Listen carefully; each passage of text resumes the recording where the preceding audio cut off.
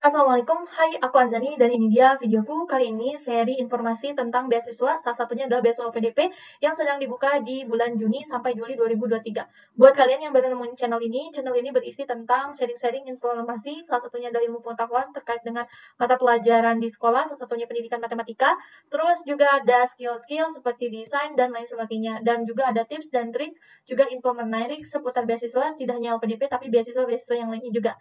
Jadi buat kalian yang merasa membutuhkan hal-hal tersebut, jangan lupa kalian bisa subscribe channel Sahabat Ilmu ini dan juga aktifkan lonceng notifikasinya agar tidak ketinggalan info-info menarik lainnya.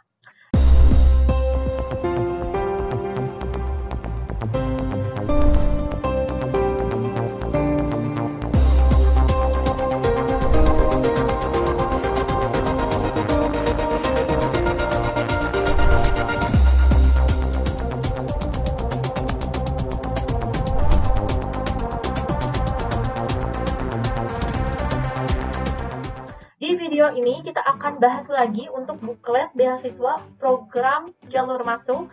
Di video sebelumnya aku sudah sharekan untuk program umum dan juga program targeted group. Jadi buat kalian yang membutuhkan kedua program itu, kalian bisa kunjungi channel Sahabat Ilmu dan lihat di sana ada untuk mengupas program masuk udah umum dan juga targeted group. Di video kali ini kita akan coba bahas untuk program afirmasi dan rencananya aku akan coba bahas keempat program jalur masuk ini, mulai dari penyandang disabilitas, putra putri Papua, daerah afirmasi dan juga prasejahtera. Dan aku akan coba mulai mengupas untuk program beasiswa prasejahtera.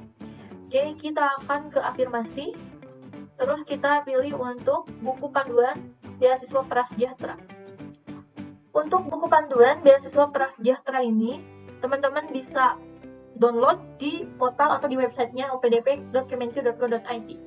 Oke, kita langsung saja lihat untuk panduannya. Untuk skema beasiswanya kalian bisa baca sendiri, mungkin nanti karena ini hampir sama dengan yang lainnya. Untuk persyaratan umum juga sama, semua jenjang atau semua jalur masuk. Tapi di sini aku akan coba sharing untuk persyaratan khusus dari program prasejahtera ini.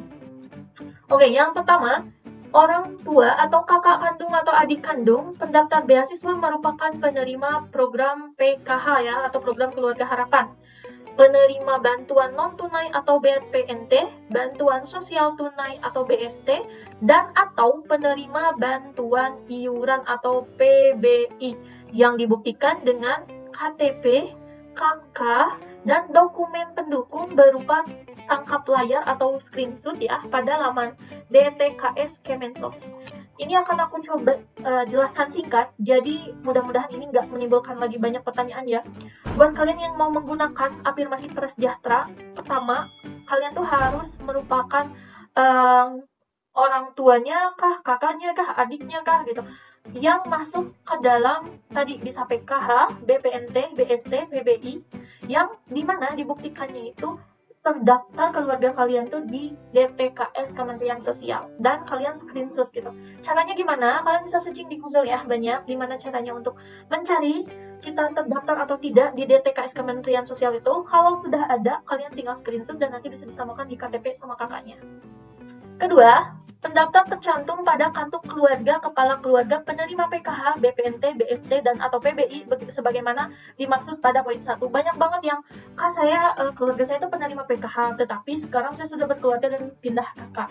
Ini sudah jelas ya, jadi harus tercantum pada kartu keluarga kepala keluarga penerima PKH-nya gitu. Kalau memang sudah bukan, apalagi misalkan ada nih yang neneknya yang dapat, itu nggak bisa kayak gitu.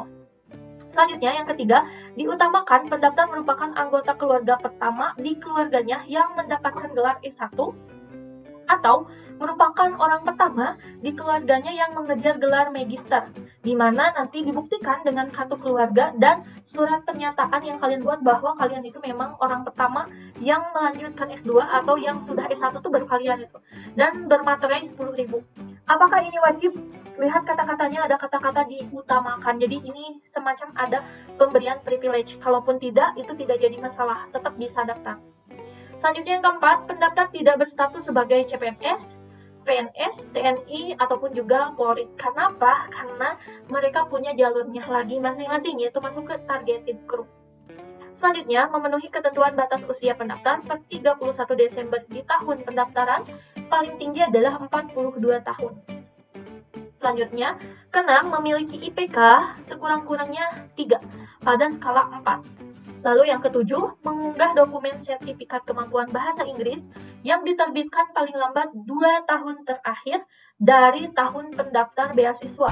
Bisa dari ITS, terus dari IELTS. Ini ketentuannya bisa tambah ya, ada Duolingo juga bisa, PLTI juga bisa. Ini ketentuannya bisa dilihat, tapi aku akan coba poin-poinnya aja dibacain. Untuk pendaftar dengan magister dalam negeri, tujuannya skornya itu kalau misalkan kita menggunakan TOEFL ITP bisa 400 kayak gitu. Misalkan TOEFL IBT atau VTE, bisa TOEFL IBT 33 minimalnya, VTE akademik 30, atau bisa menggunakan IELTS dengan setara 4,5, atau mungkin bisa menggunakan Duolingo Test 65 nilai minimalnya, TOEFL 36, atau ekuivalen yang lainnya itu setara 400 kayak gitu. Kalau misalnya menggunakan TOEFL ITP, menggunakan program magister luar negeri, TOEFL-nya itu minimal 500. Kalau IBT 61, VTE akademik 50, IELTS 6, Duolingo Test 95, TOEFL 66, atau yang sama itu setara gitu ya, yang ekuivalen dengan nilai 500. Terus sertifikat TOEFL ITP yang berlaku harus berasal dari lembaga resmi. Jadi untuk jalur masuk ini dikhususkan hanya untuk yang mau apply untuk yang magister aja, baik dalam ataupun luar negeri, untuk jalur prasejahtera. Selanjutnya juga harus melampirkan surat rekomendasi dari tokoh masyarakat atau akademisi. Nah, kita bisa lihat untuk dokumen yang harus diunggah, ada biodata diri, KTP, KK, terus ini sudah ada ya, link atau halaman untuk mengecek kalian terdata di DTKS Kemensos atau enggak. Ini linknya sudah ada. Terus scan ijazah seperti biasa untuk yang S1 sama transit. Terus dokumen penyetaraan ijazah kalau memang harus disetarakan. Terus sertifikat bahasa asing. LOA bisa pas mau daftar atau nanti setelah lulus itu bisa. Terus surat rekomendasi dari tokoh masyarakat atau akademisi, dan juga surat pernyataan pada aplikasi pendaftaran saat akan melakukan submit nanti ada. Terus untuk online form juga harus mengisi sama juga dengan jalur masuk yang lain, harus ada profil diri, komitmen kembali, publikasi ilmiah jika memang ada. Terus juga di sini harus mengunggah surat pernyataan bermateri 10.000 jika pendaftar merupakan anggota keluarga pertama di keluarganya yang mendapatkan gelar sarjana atau S1 atau pertama kali di keluarganya yang mengejar gelar magister. Dan ini optional, dimana kalau kalian memenuhi silahkan kalian bisa menggunakan privilege ini. Dan itu dia di video kali ini, kita udah ngupas untuk program beasiswa jalur masuk prasejahtera. Dan kalau misalkan masih ada pertanyaan, silahkan kalian bisa tulis di komentar. Semoga video kali ini bermanfaat. Thank you udah nonton, jangan lupa subscribe.